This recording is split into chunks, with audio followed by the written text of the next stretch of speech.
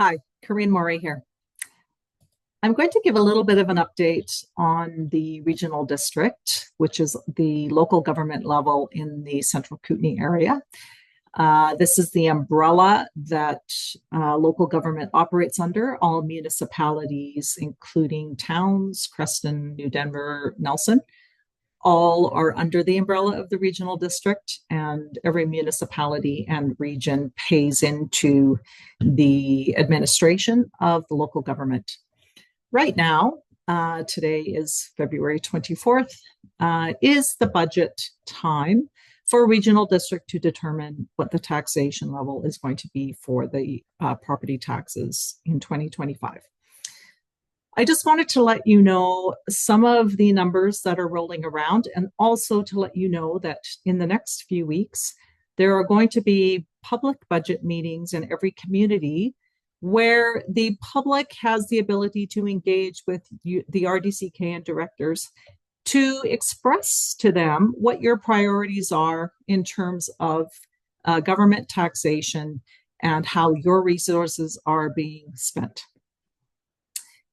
Last year, for the first time, usually at budget meetings, people don't show up because it can be very complicated to understand.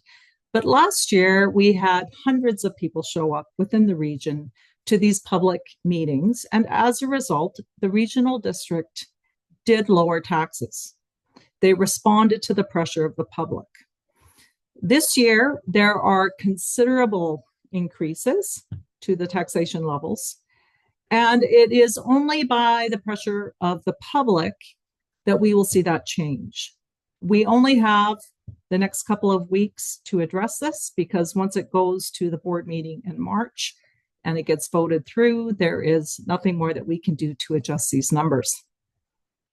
I would like to mention that at both federal and provincial levels, we do know that there are official opposition parties that hold government to account and demand transparency. At the local government level, there is no official opposition party. It is left to us, the public, to demand the transparency and get accountability. This can often be an environment that has some tension, but there's no way to avoid this. And so there have been people within our community for the last couple of years that have been doing our best to track what is happening. We have been recording all of the RDCK meetings, and these recordings are available to you on YouTube under the RDCK Observer website. We also have an email address, kootenaytribe@proton.me, that we have been sending out information periodically about what has been going on in local government. Today, like I said, is February 24th. This week, the meetings that are starting are tomorrow night, Tuesday, February 25th, for Nelson areas E and F at the Prestige Resort, 6 p.m. On Wednesday, February 26th at the Boson Hall, this will be for Silverton, New Denver, and Area H. The 2 weeks after that will be the other communities, which we will try to post again, those meetings. There are 20 seats at that table, 11 of which are representatives from municipalities. So that would be, for instance, Town of Creston, Town of Slocan. It's usually the mayor that is the representative, not always, but usually the mayor. And then there are 9 areas A to K that we elect a director to represent us. We have right now, the local government does have a mandate in that its priorities for services is waste management, so your garbage dump, and emergency services, which are your fire halls. The local government can take on other services at the direction of the public.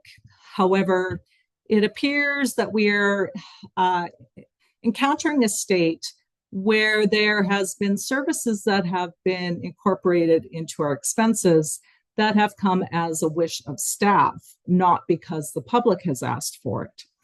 And this is now creating a problem where the complexity of Governing and managing the regional district is becoming unsustainable.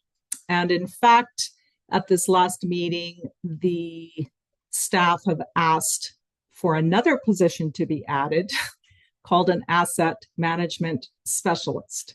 Now, they had a big rationale as to why they need more staff to manage things.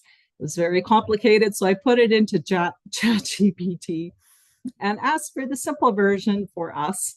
And so this is what the regional district staff are saying. The RDCK manages its assets in separate parts without a central system. And this is causing problems with keeping accurate records. It's leading to fixing issues when they happen instead of planning ahead. And then when making budgets, different teams will focus on the immediate needs rather than the long-term goals, which often leads to poor planning and wasted resources. Overall, this disorganized approach makes our asset management weak and increases costs to the organization, which increases costs to the taxpayer. So as a result, because they are acknowledging that the administration of the RDCK is weak, the directors agreed to hire another person to oversee all this. Although nobody seems to be addressing that we have several managers in play that are all getting paid well, that contributed to this, as well as the directors contributing to decisions that created this massive unorganized system that is expensive to run. So instead of actually just dealing with the things that they have created, they want to hire someone else to come in and fix it. Okay, couple numbers as a comparison. In 2017, taxation that was collected was $26.7 million. As of 2025, this will be $45.5 million. We have massive increases in things like general administration, which is up 27%. Building inspection, which is up 26%, even though they acknowledge that building permits are down. They were down last year. They forecast they will be down further this year. We have planning and land use, which is up another 18%. So we have significant increases to the cost of the RDCK running itself. While at the same time, it's interesting because for example, let's talk about the Nelson Aquatic Center. They are in a place where their interest payments have doubled and they have some massive fixing that they have to do on their buildings, maintenance that's expensive that they didn't plan for. And so as a result, they're going to be coming to the public to ask for more money to take out a loan to cover this. While they have prime, the RDCK has prime real estate on the corner of that aquatic center that they are considering giving away for low-income housing. So the assets that are owned by the taxpayer, they want to give away to provide low-income housing to others, while they then come to you to get permission to take out a loan to fix the arena and do repairs at the community complex. These are things that are not making sense to some of us. There is quite a large reserve fund of $48 million. Now, when you're managing assets, you do need to put money away for repair and replacement and fixing of things. But in this reserve fund, we have over $10 million available that has not been allocated. And yet the taxation is going to be quite high.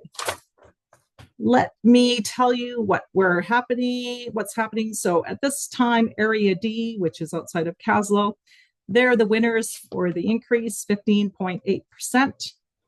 Area K is 12.1% increase, Area E 11.9%, And then it goes down to area B, which is at the lowest for 2.9% increase.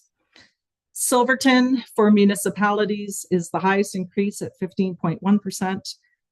New Denver is then 10.3%, Caslo and Nelson 9.4% increases.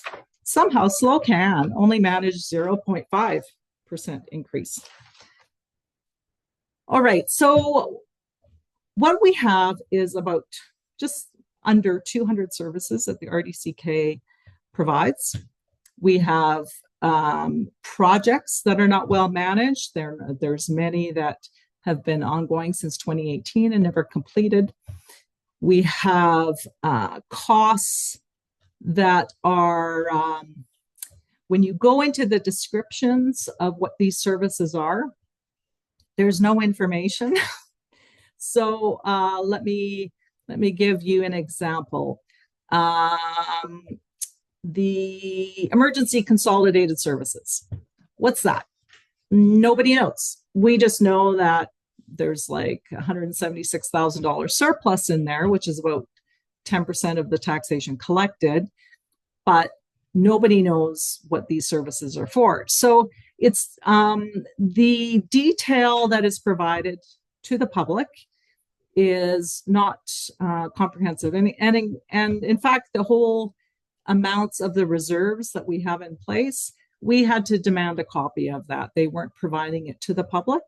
So it becomes very problematic when you're asking the public to look at how the RDCK is managing its finances, and then the administration of that won't even provide to you the amount of money that they have in reserve. So rec centers, I'll just give a couple more numbers for you.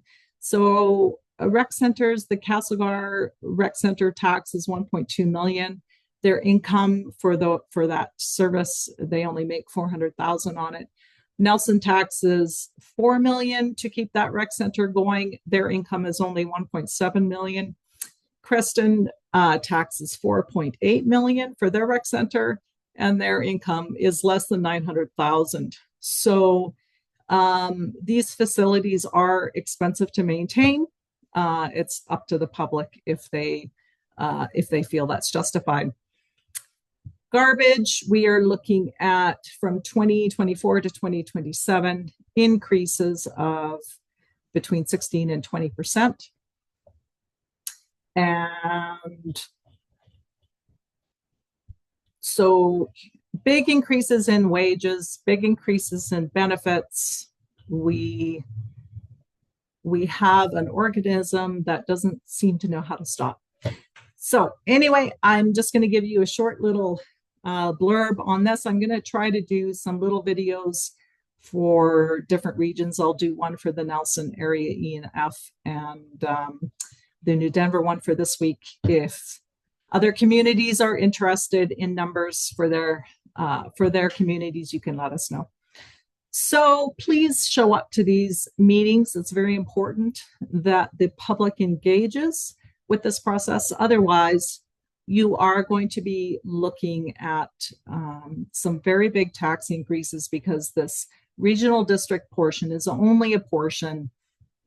If you're living in a municipality, their municipal taxes are also going to be increasing. So it's time for us to start paying attention, and it's time for us to participate. And hopefully we'll see you there.